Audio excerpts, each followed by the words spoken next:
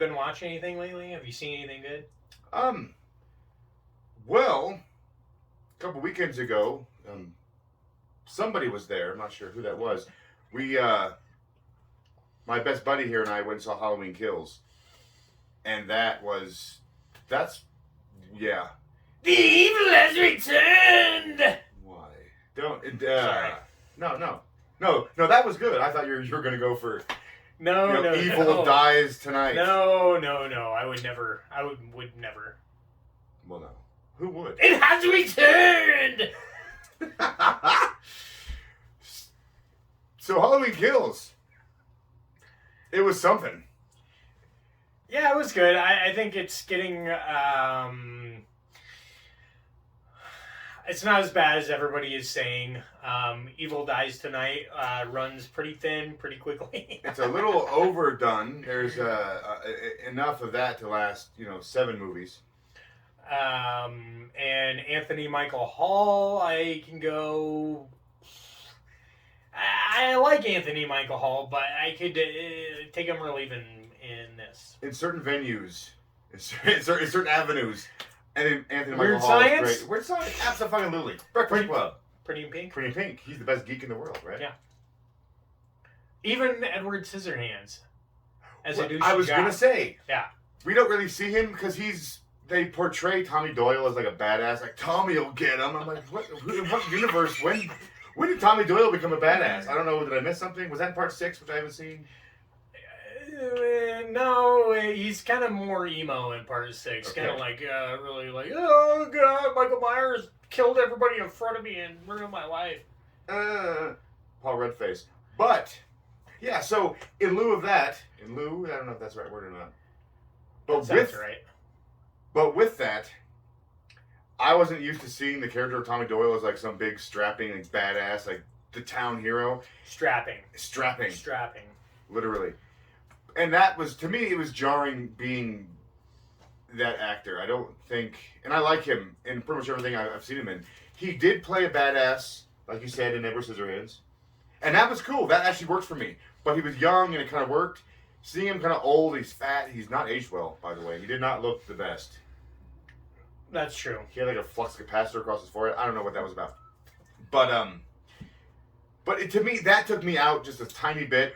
There's a scene where basically the survivors from the old movie are like in a bar. So it's Lindsay Wallace and Tommy Doyle, and then the nurse with Loomis, and A new character they introduced specifically for Halloween Kills, which is played by the dude who's in a ton of Mike Flanagan pieces. Mike Flanagan movies, yes. He played the drunk in Midnight Mass, and he was the caretaker in Haunting of Hill House. Yes, yeah, exactly, yeah. And he was one of the soul suckers in Doctor Sleep. The soul suckers. Soul suckers. I think that's What their are they called in moniker. that? They suck the smoke. They eat The the smoke! shot. They eat Shit, the shot. Smoke! Whore! They eat the smoke. The soul-sucking smoke suckers. I Those call them guys. soul suckers. That's Pretty much. That's good. Was he Lonnie Lamb or who was he? Which character was he? In Halloween Kills. Oh, no, he was the character they introduced specifically for the movie. He was the kid. Spoiler alert! It's actually in the first 2 minutes of the movie.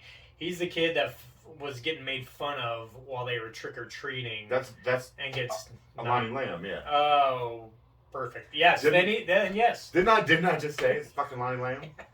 Maybe if you weren't interrupting all the fucking time. I mean. Okay. So grown up Lonnie Lamb is a Mike Flanagan regular. Regular, saying, yeah. Right? Okay. So, back to my original point. Sorry. Hijacked. So, where I think Anthony Michael Hall actually did well as Tommy Doyle, there's a bar scene with all those survivors, including Lonnie Lamb, played by the Mike Flanagan guy, who we don't know his name. Nah. No, he's Lonnie Lamb. And in that scene, he does a speech, and they're kind of all there as a group, as the survivors of the original Halloween massacre. And that scene works very, very well. That was great. I love that. and then it's everything else after that involving Tommy Doyle, Anthony Michael Hall. It progressively gets worse, and that's my only complaint with the entire movie was Anthony Michael Hall, and then. To be fair, everything else. If you could have edited him down like half, taken him out of half his scenes, left him at the beginning, and then had a little bit of the hospital stuff, and then of course the end. Spoiler alert: there's a big thing that happens at the end involving Tommy Doyle. That would have worked fine, but most of that hospital trash just had to go, man. It was too much, and that's the infamous "Evil dies tonight." Yeah, it gets. Once was cool. It loses its power. It had some power. Like, keep repeating it over and over again. It's like the Barney song.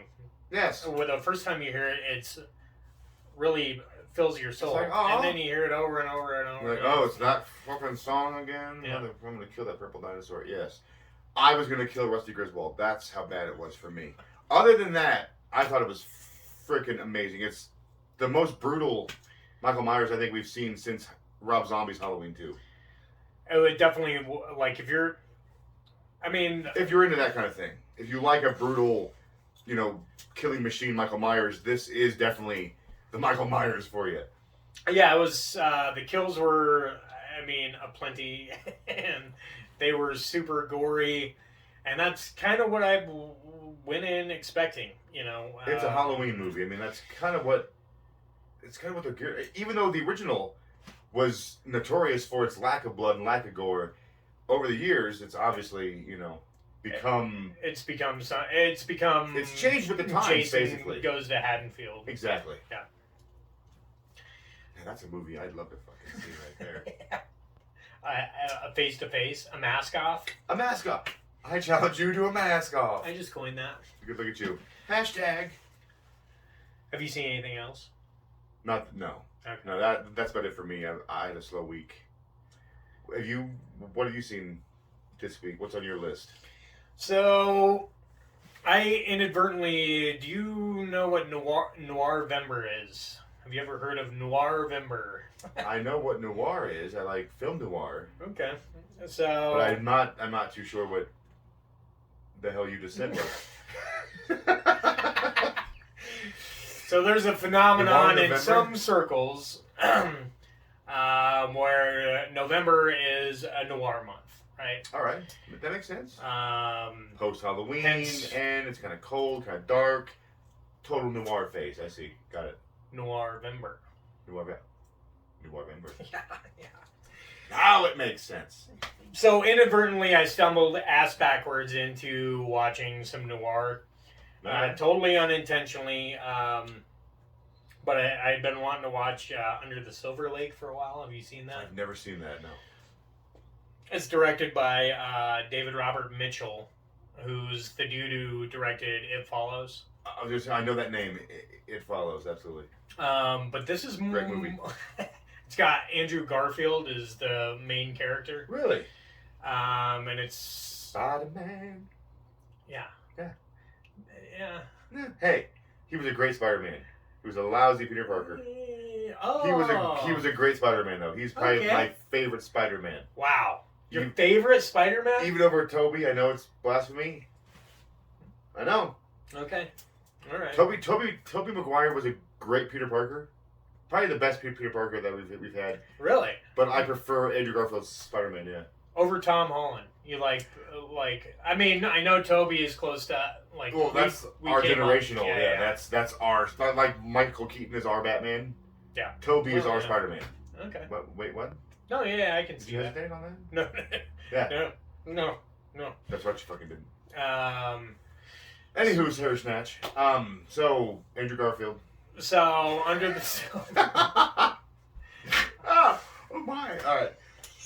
Fuck me. That ain't fair. Okay. So Under the Silver Lake is. Have you ever seen Southland Tales? No. Okay.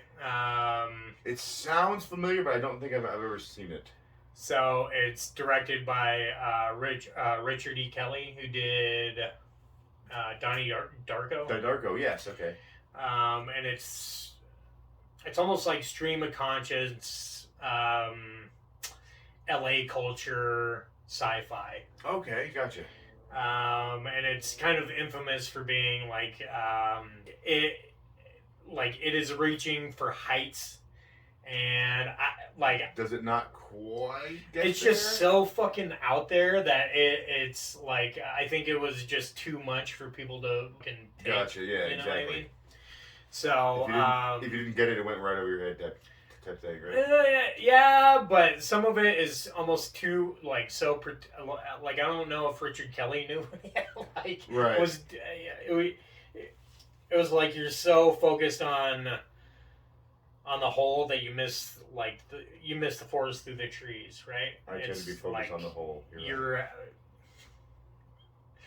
It's just so much shit is going on that it's like hard to like follow everything. All right, gotcha. And Under the Silver Lake is like I felt like it was very similar to that. All right. I love Southland Tales, and I really, really liked Under the Silver Lake. All right. Nice. Basically, he's this dude who lives in Silver Lake, and he's kind of a scumbag, and right. like he's late on rent. He's got no job. He's got like no ambitions, and he's always like perving out on his neighbors.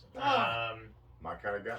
So this new woman moves in. He becomes like totally infatuated with her, and then she disappears. But there are a bunch of clues. He sees a symbol on her walls, and he's trying to follow these clues, and he starts following the group she was hanging out with. So it's kind of like a current noir. All right. Okay, like an LA Confidential kind of modern noir. Yeah, but LA Confidential is a really good like follows a noir pattern, has a really good mystery to it. Exactly. Under the Silver Lake is like stream of consciousness, fucking put on paper. Oh, okay, cool. It's really, really cool. It gets like super.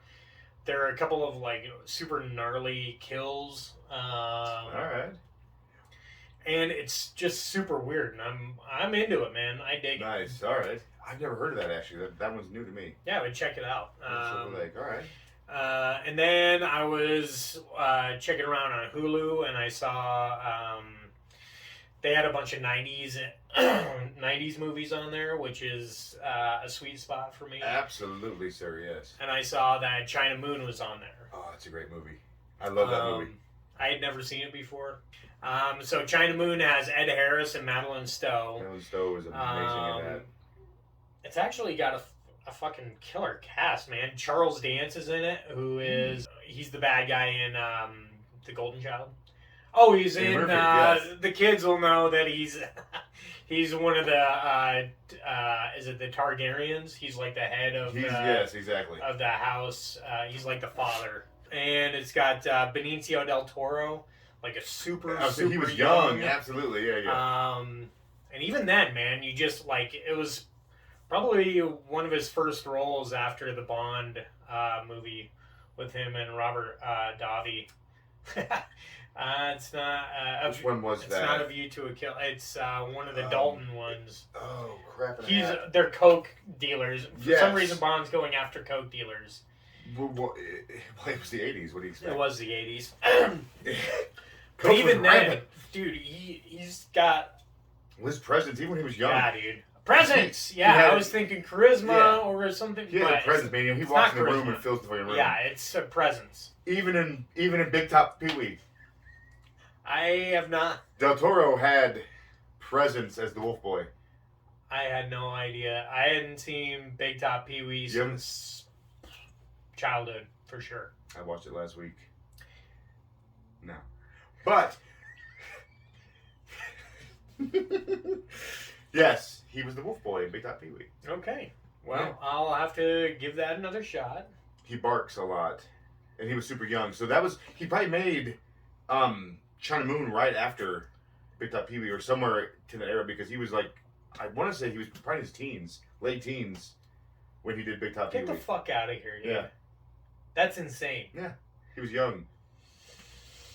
Well, that was like China Moon was like when it started off. I thought, "Ooh, this is gonna be good." It started off almost like a '90s erotic thriller. Like right away, Right. Charles Dance is having this fucking torrid love affair in a hotel room. Thank you, '90s cinema. And somebody is out taking pictures of him, and that cuts directly into a naked dead body of some nameless victim. And Ed Harris is the detective, and Benicio del Toro is his partner. Yeah. And right away, I was like, bang, oh, this is going to be awesome. Damn. This is going to be a hidden gem that I had never seen. Like, why hadn't I seen this? Ed Harris meets Madeline Stowe, and it's like right off the bat, they like fall madly in love. Yeah, the chemistry is just. Oh boy. Yeah. And then the noir, or there's a murder mystery aspect that comes in. And then there was a turn about 3/4 of the way, and it started to lose me at that point. And then the turn about 3/4 of the way in, I really thought, oh shit, drags you back in. Yeah, exactly. Like, I don't know what the fuck is going on here, but it's something. It's holding your attention. Yeah. Yeah. And then about 15 minutes toward the pretty quickly, I realized what was going on, and I didn't lose interest, but it was just kind of predictable. You don't have to finish it because you know how it ends without seeing the ending. Yeah, but the ending was actually quite a banger. It was like pretty awesome. Is it on the? I mean, I saw that when I was a kid. I remember watching that on HBO when I was young, like 4th, 5th grade, young. But I don't remember a whole lot about it. I don't remember a lot of deal. I do remember Madeline Stowe because at the time I liked her. She had done a stream of movies there in the mid '90s. Yes, she did. Where she, I mean, she was always great. Yes, she was. Unlawful Entry is one of my favorite movies of all time. Okay. She was in like Shortcuts, and she was in Last of the Mohicans, and she was in a bunch of like. I forgot about that. Yes, and well, we're not gonna talk about Bad Girls because that's just that movie does not exist. Chick westerns or Quick and the Dead was good. True. I'm not saying they're not good. I'm saying that's that what you're saying. And now we're gonna get canceled. Oh man. So the last thing I watched. Oh, drag it back. All right, so. So the last thing I watched was Splatter Naked Blood. Oh my god, man! That title alone is amazing. So this is a Japanese picture. Oh, it's one of those. All right. From '96. Oh, so not new. No. This is directed by Hisayo Sato, who was famous for doing a bunch of the Pinky movies, which are basically like Japanese porn almost. Oh. It's like Cinemax porn? Like Cinemax porn, okay, yes, exactly. Like Cinemax Up All Night or After Dark, what the hell is it called? But yeah, so like Cinemax porn. Yeah, but a little like Japanese, so a little more like weird. And like weird. Splatter Naked Blood. Best title in the world. So what it's about is this dude invents this serum to his intentions were really good, right? His father was a scientist, and he's like this 19-year-old kid who invents this serum to convert pain into pleasure. Oh, like, interesting. Pain releases some endorphins, right? Absolutely, yeah. So in order to test this, his mom is a doctor at a contraceptive center, and he goes in and doses this experimental drug with his drug. Oh. And so it gets tested out on these 3 totally random women, right? All right.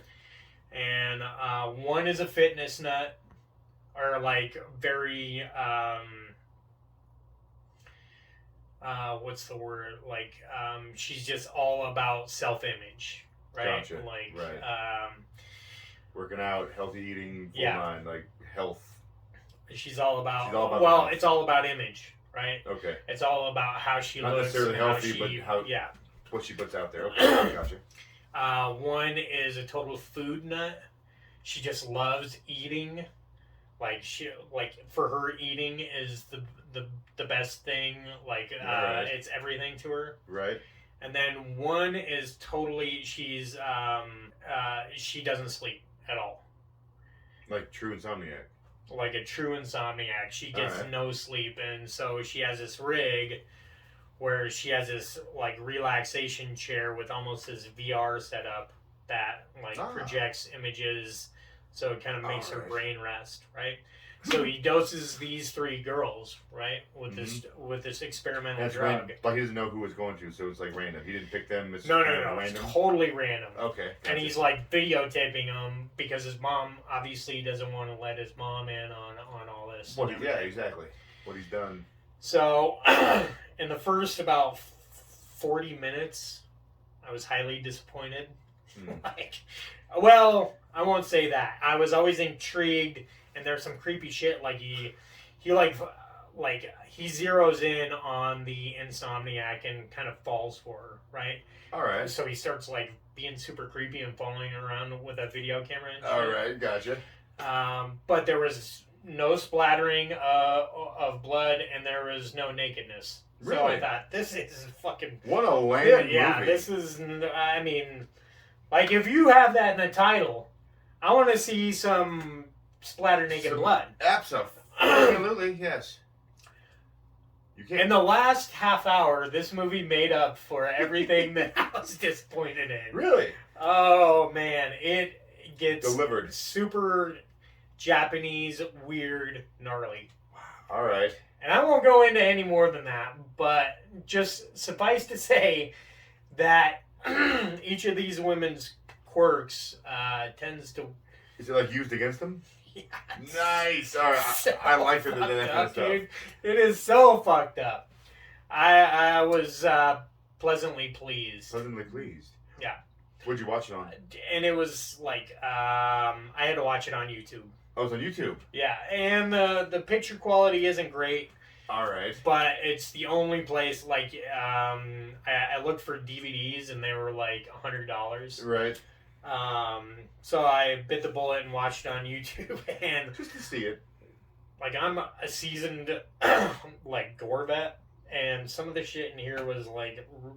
Made you wince. Yeah, it's making me wince right now. Really? Yeah. Oh, that must be good then, because I'm a much bigger pussy about that kind of stuff than you are. You know that. So that. But I'm curious. Curious to see what I can take. Yeah. That one's not one for the kiddies.